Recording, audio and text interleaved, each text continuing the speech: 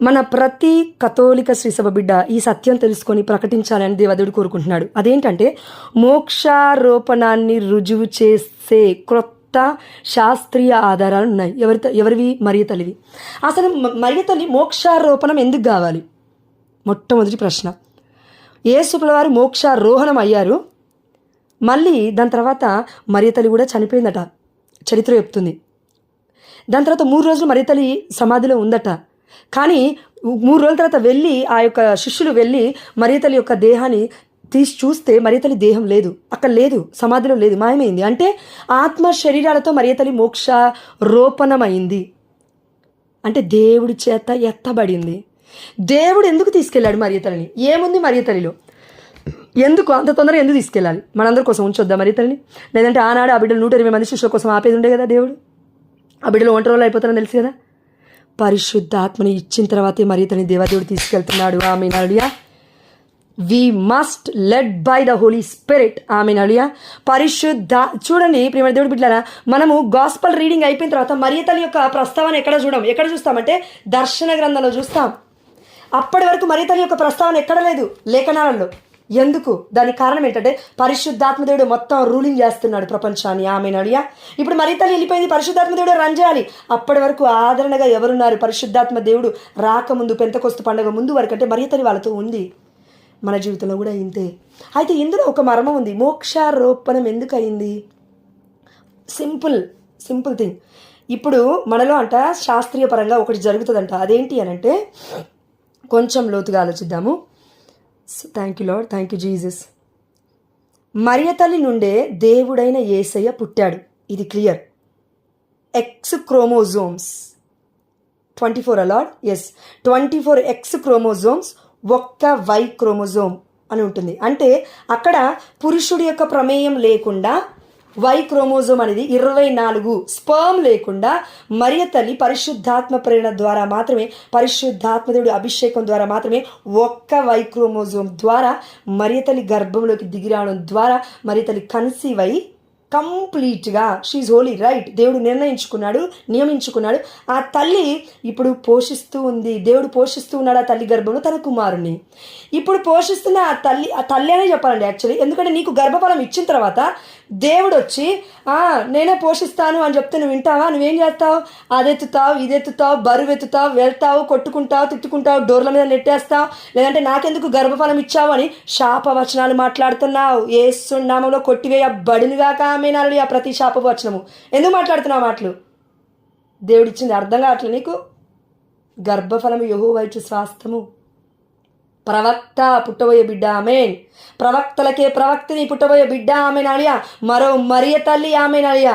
మరో దేవుడు యేసయ్య, ఆమేన్ హల్లెలూయా. ఎందుకన్నానంటే ప్రియమైన దేవుడి బిడ్డ వాళ్ళలాగా జీవించాలంటే పరిశుద్ధత అవసరం గర్భంలో. ఈ ప్రపంచాన్ని దేవాది దేవుడు యేసుప్రభువు వారు చెప్పినట్లుగా తూచా తప్పకుండా జీవించి చూపించాలంటే ప్రవర్తనలో కపట బోధకులుగా ఉండకుండా నిజమైన సత్యమైన బోధకులుగా ఉండాలి అంటే క్రీస్తు కావాలి. మేబీ పుట్టొచ్చు, ఆమేన్. రెండో రాకడ అని కాదండి, అది వేరే దానికి అర్థం ఉంది. కథోలిక శ్రీసభ ట్రెడిషన్లో అది వేరే దానికి అర్థం ఉంది. మనం తర్వాత తెలుసుకుందాం. పరిశుద్ధాత్మ అంత జ్ఞానం మళ్ళీ నాకు ఇస్తే చూద్దాం. కాబట్టి ఇక్కడ చూద్దాం. 100కి 100% యేసయ్య శరీరము మరియ తల్లి నుండే వచ్చింది. It's clear. 100కి 100%. ఏ పురుషుడు యొక్క ఆ యొక్క ప్రమేయం లేకుండా మరియ తల్లి ద్వారా దగ్గర నుంచే రక్తపు సెల్, ప్రతి అణువు, ప్రతి రక్తపు బొట్టు, నువ్వు తింటున్న తిండి, నువ్వు తింటున్న పాలు, నువ్వు తాగుతున్న నీరు, నువ్వు తింటున్న ప్రతి food item, what ever, fruits are bed or anything, eggs, anything, chicken, అన్నీ ఆ బిడ్డకి ఆహార పోషకాలుగా వెళుతూ ఉన్నాయి లోపటికి. అయితే there is a connection between you and that baby. ఒక చిన్న పాపకి, నీ గర్భంలో ఉన్న పసికందుకి నీకు ఒక కనెక్షన్ ఉంది.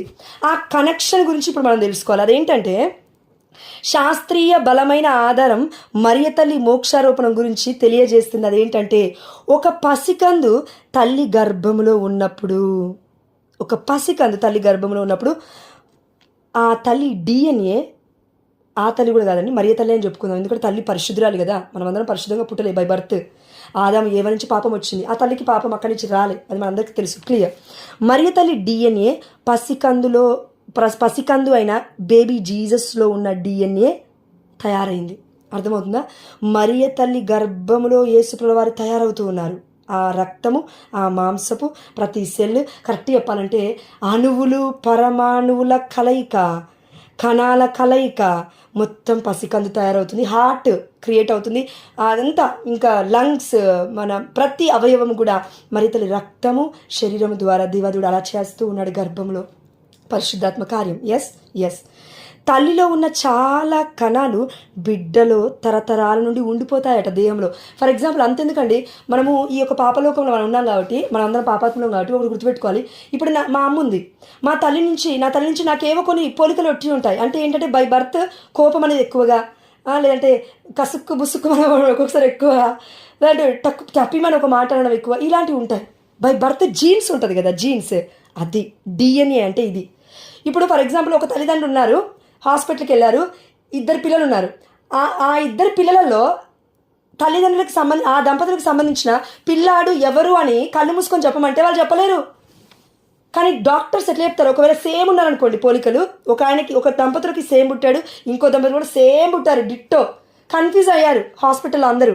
ఇప్పుడు వాళ్ళు ఏం చేస్తారంటే ఒక టెస్ట్కి వెళ్తారు. ఆ టెస్ట్ ఏంటంటే డిఎన్ఏ టెస్ట్.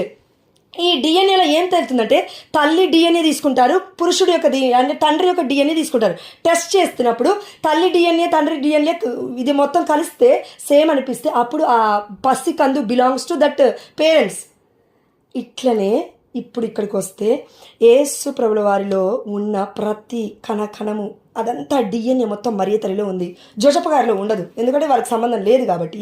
ఎస్ అయితే ఆశ్చర్యం ఏంటంటే బిడ్డలో ఉన్న అన్ని కణాలు తల్లిలో కూడా ఉండిపోతాయి. ఇది ఆశ్చర్యం. ఆమేన్, హల్లెలూయా. శాస్త్రీయ పరంగా ఇది చెప్పారండి.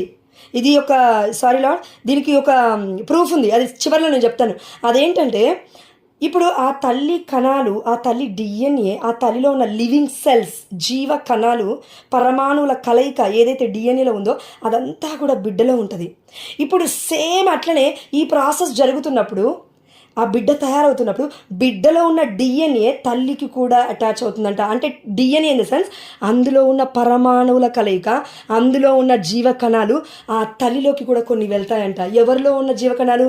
బిడ్డలో ఉన్న జీవకణాలు, సెల్స్, చిన్న పరమాణువులు. అంటే యేసయ్యకి సంబంధించింది మరియ తల్లిలో జీవకణాలు ఉన్నాయి.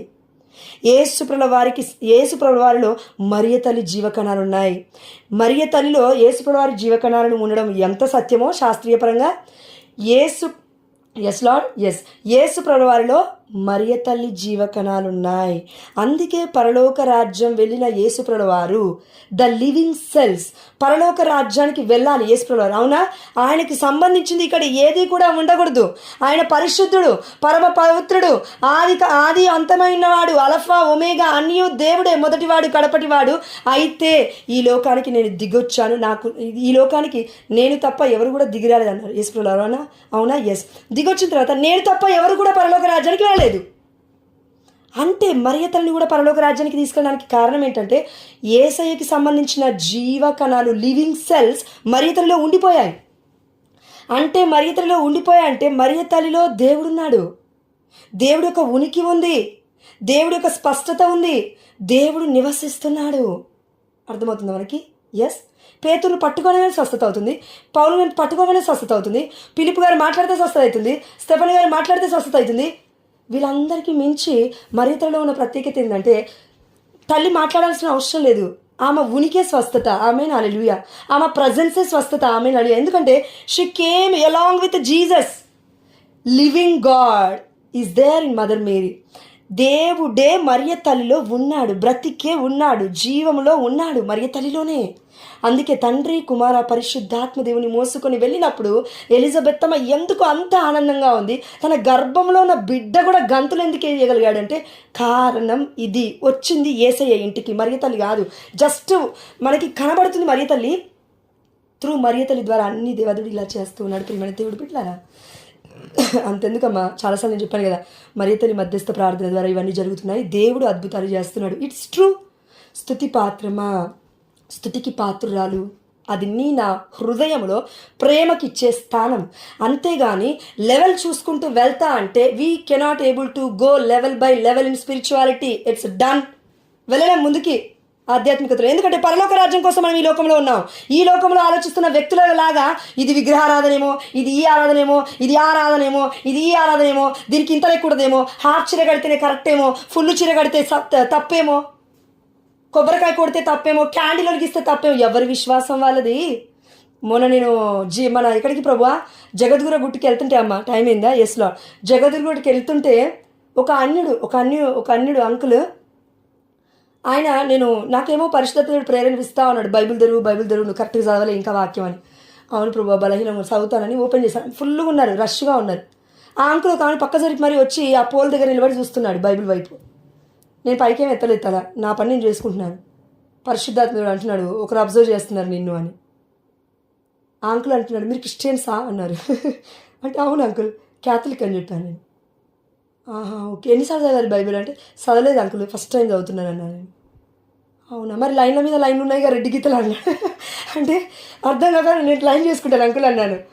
ఆ అంకుల్ అంటున్నాడు, నేను అన్నాను మీరు కూడా క్రిస్టియన్సా అని అన్నాను. ఏసై అంటే తెలుసా అంకుల్ అంటే, లేదు మా అన్నయ్యకి మా వదినకి తెలుసు, వాళ్ళు క్రైస్తవులు, నేను ఇంకా రాలేదు క్రీస్తులోకి అని చెప్తున్నాను. మరి ఎందుకు రాలేదని అడిగాను నేను. నాకు బైబిల్ చదవడం వస్తలేదు, ఎంత బైబిల్ చదివినా ఒక్కసారి 2 సార్లు ఓపెన్ చేస్తా, ఒక్క లైన్ చదువుతా మూసేసి వెళ్ళిపోతా, మన వల్ల అయితే లేదంటే నేను అన్నాను, అంకుల్ మీకోసం నేను ప్రేయర్ చేస్తాను ఎక్కడ ఉన్నా కూడా, కానీ మీరు ఒక పని చేయండి, బైబిల్ మూసేయాలి అని ఆలోచన వచ్చినప్పుడు న్యూస్ పేపర్ గుర్తు తెచ్చుకోండి. న్యూస్ పేపర్ అయితే నేను గంటలు చదువుతాను, టీ అయితే టయానికి తాగుతాను, భోజనం అయితే 3 పూటలు తింటాను, బైబిల్ దగ్గరికి రాగానే నేను ఎందుకు ఇట్లా చేయాలని కంప్లీట్గా మీరు ఒక గంట డిసైడ్ చేసుకొని ఫోన్ అవన్నీ స్విచ్ ఆఫ్ చేసుకొని డోర్లు మొత్తం మూసేసుకొని ఇంట్లో కూర్చోండి. మీకు ఖాళీగా ఉన్న టైంలో మొత్తం చదవండి, అప్పుడు మీకు పరిశుద్ధాత్ముడు సాయం చేస్తాను, నేను కూడా ప్రార్థన చేస్తానని చెప్పాను. ప్రియమైన దేవుడు బిడ్డలారా, ఇది హైలైట్. వచ్చేటప్పుడు మళ్ళీ క్యాబ్ బుక్ చేశాను, లేట్ నైట్ అవుతుందని, 9 అవుతుంది ఆ రోజు. మళ్ళీ ప్రాటెస్టెంట్ అబ్బాయి, క్రిస్టియన్ వచ్చింది, క్రిస్టియన్. తన వైఫ్ పేరు నేను చెప్పను, కాబోతున్న వైఫ్ పేరు. ప్రార్థన చేయక్క, మా అమ్మ ఒప్పుకోవట్లేదు, మా అమ్మ పేరు స్వరూప అని చెప్పాడు. తప్పకుండా చేస్తాను నాన్న, కానీ సత్యం వైపు రండి, నీ యొక్క భార్య, కాబోతున్న భార్య కథోలిక శిశువులోకి రావాలి, ఇట్లా తెలుసుకోవాలన్నా. ఇది కథోలిక శిశువు అంటే, దివ్య సప్రసాదం అంటే ఇది అని కొద్దిసేపు ఇంకా మాట్లాడుకున్నాం. ఆల్మోస్ట్ ఒక 10-15 నిమిషాలు మాట్లాడిన తర్వాత నాకు ఇంకా వేరే కాల్స్ వచ్చాయి. ప్రియమైన దేవుడు బిడ్డ, నేను ఎందుకు చెప్తానంటే, దేవుడు అవకాశం ఇచ్చాడు కదా, ఇది అవకాశం మనకి మరియ తల్లి గురించి వినడానికి. టైం చూడకు, టైము ఈరోజు ఒకవేళ పరలోక రాజ్యానికి వెళ్ళాలంటే దేవుడు నాకు టైం పెట్టాడంటే వెళ్ళిపోతాం. ఎక్కడికి వెళ్ళిపోతాం? పరలోక రాజ్యానికి కాదు, భూలోకానికి, ఆ యొక్క నరకలోకానికి. ఒక్క మాట పరలోక రాజ్యానికి చేరుస్తుంది. మరియ తల్లి గురించి మర్మాలు తెలుసుకుంటున్నప్పుడు యేసయ్య వాక్యం మనలోకి వెళ్తుంది, మన హృదయంలోకి వెళ్తుంది, మన గర్భంలోకి వెళ్తుంది, మన చెవులలోకి వెళ్తుంది, మన సమస్తము దేహం మొత్తం దర్శిస్తూ ఉంది. ఆమె నడియా దేవుడికి మహిమ కలుగాక. కాబట్టి చివరిగా ఒకటే మాట, బిడ్డలో అంటే ఏసులో మన బాలయేసులో బిడ్డలో తల్లి DNA జీవ కణాలు జీవిస్తూ ఉన్నాయి. వాళ్ళు మోక్షారోహణమైంది శరీర రూపధారులుగా, ఆత్మతో శరీరముతో వెళ్తూ ఉన్నారు. మనకు గుర్తుపట్టాలి ఇది. ఎస్, తల్లిలో బిడ్డ DNA జీవకణాలు ఇప్పటికీ కూడా జీవిస్తూ ఉన్నాయి. ఇది ఎవరు చెప్పారంటే, ఇది మొట్టమొదటిగా 1979లో స్టాన్ఫోర్డ్లో కనుగొనబడింది అట. ఆశ్చర్యపరిచే విషయం ఏంటంటే, ఈ జీవకణాలు వ్యాధులతో పోరాడతాయి. This is the right thing. ఈ జీవకణాలు ఎవరిలో అయితే ఉంటాయో అవి ఇప్పుడు అంతెందుకండి, కరోనా వస్తుంది, వామ్మో ఎట్లనో ఏమో అనుకుంటాం కదా, మనలో ఒక వ్యాధి నిరోధక శక్తి ఉంటుంది, అవునా? ఆ వ్యాధి నిరోధక శక్తి పేరేంటంటే హోలీ కమ్యూనియన్, దివ్య సప్రసాదం. అది ఎక్కువగా ఉండాలి. అది ఎక్కువగా తీసుకున్నప్పుడు ఆటోమేటిక్గా స్వస్థత వద్దనవుతుంది. నమ్మకంతో తీసుకున్నప్పుడు అది మనకి పంచి ఇచ్చిందే పరిశుద్ధమైన తల్లి ఈ లోకంలో. అందుకే ఆ తల్లి ప్రజెన్స్ స్వస్థత ఇస్తుంది. యేసయ్య నామాన్ని పిలిచినా తల్లి వస్తుంది, యావే ప్రభు పేరు పిలిచినా తల్లి వస్తుంది, మన పరిశుద్ధాత్మ దేవుని పిలిచినా తల్లి వస్తుంది. ఎందుకంటే ఆ తల్లి పనే అది, అని మోసుకొని రావడం. ప్రియమైన దేవుడు బిడ్డలారా, కాబట్టి అంటే మరియ తల్లి ఈ లోకంలో జీవించి ఉన్నప్పుడు తనలో దేవుడి DNAలో ఉన్న జీవకణాలు జీవిస్తున్నాయి. అందుకే తల్లి మరియలో ఉన్న దేవుడి DNA జీవిస్తున్నందున ఈ జీవకణాల ద్వారానే దేవుడు మోక్షారోపణానికి తీసుకెళ్తున్నాడు. మరియ తల్లిని తీసుకెళ్ళాడు. దేవుడికి మహిమ కలుగును గాక. అంటే యేసు ప్రభుల వారికి సంబంధించిన DNA జీవకణాలు, లేదంటే అది ఇంకేదైనా ఈ లోకములో ఉండడానికి రాలేదు. సో ఇప్పుడు గుర్తుపడదాం, ఇది ఒళ్ళు గగురుపాటు కలిగించే సమాచారం. అదేంటంటే యేసు ప్రభుల వారి యొక్క దేహం సంపూర్ణముగా కన్య అయిన మరియ తల్లిలో ఉంది. ఆ తల్లి ద్వారానే దేవుడు చేశాడు. అంటే పురుషుడి ప్రమేయం ఎక్కడా లేదు. ఇదొకటి 100%. రెండవది, మరియతలలో యేసయ్యకి అంటే దేవుడికి సంబంధించిన తన సొంత జీవకణాలు మరియతలలో జీవిస్తున్నాయి. అందుకే మరియతలలో ఉన్న దేవుని జీవకణాల ద్వారా తనకి స్వస్థత, అదేవిధంగా అనారోగ్యంతో అంటే పోరాడుతున్న వారందరికీ కూడా మరియతల్లి మధ్యస్థ ప్రార్థన ఎందుకు సహాయం చేస్తుందంటే ఇది విషయం. తన ప్రజెన్స్, మరియతల్లి ప్రజెన్స్, మన తల్లి ఆప్యాయత పరిశుద్ధాత్మను మోసుకొని వస్తుంది కాబట్టి. మోసుకొని రావడం కూడా కాదండి, దేవుడే తల్లిలో ఉన్నాడు, మనలో దేవుడు ఉన్నాడు. అవునండి, మరియతల్లి కంటే అంత ధన్యత్వాన్ని ఇచ్చాడు. మనం పాపాత్మం కదండి, మరి మనకి కూడా ఇది జరుగుతుంది కదండి. ఆది కాలం నుంచి జరగకపోవచ్చు, లేదంటే మరియతల్లి వల్ల పరిశుద్ధంగా మనం జీవించలేదు దేవుడి కృప వల్ల. మేబీ కొంతమంది ఉండొచ్చండు. మళ్ళీ నాకు పరిశుద్ధాత్ముడు చెప్పాడు, అయిన ప్రతి పునీతుడు కేవలము ఆ యొక్క మొదటి ఆదాము మొదటి ఏవ ద్వారా పాపం నుండి పుట్టలే. కొంతమంది పరిశుద్ధంగా పుట్టిన వారు కూడా ఉండొచ్చు, నోట్ ఇట్. అందుకే వారి మధ్యస్థ ప్రార్థనలు అడిగితే అన్ని స్వస్థతలు ఎందుకు అవుతున్నాయి. మన పునీత చార్బెల్ గారు ఉన్నారండి, 2 నిమిషాలు. పునీత చార్బెల్ గారు ఉన్నారు. మొన్న రిపీటెడ్గా 11 రోజులు నొవినా డేస్ చేసింది వారికి. నేను అన్నాను కదా, నేను చెప్తాను ఒక వ్యక్తి పేరు, ఒక పునీతుడి పేరు, అంటే ఆయన పేరే పునీత చార్బెల్ గారు. ఫాదర్ యాకోబు గారు కూడా అందులో చెప్పారు. మేము లాస్ట్ టైం వెళ్ళినప్పుడు, నేను మా ఆయన రిట్రీట్కి వెళ్ళినప్పుడు అక్కడికి, మీ అందరూ తెలుసు కదా, కేరళ. ఆ పునీతులు ఎంత గొప్పవారంటే వారి యొక్క మధ్యస్థ ప్రార్థన 26,000 అద్భుతాలు ఇప్పటికీ నోట్ చేయబడ్డాయి. అదేవిధంగా ఇంకా జరుగుతున్నాయి. Still alive and active. దేవుడి యొక్క వాక్యం స్టిల్ అలైవ్ అండ్ యాక్టివ్ కదా.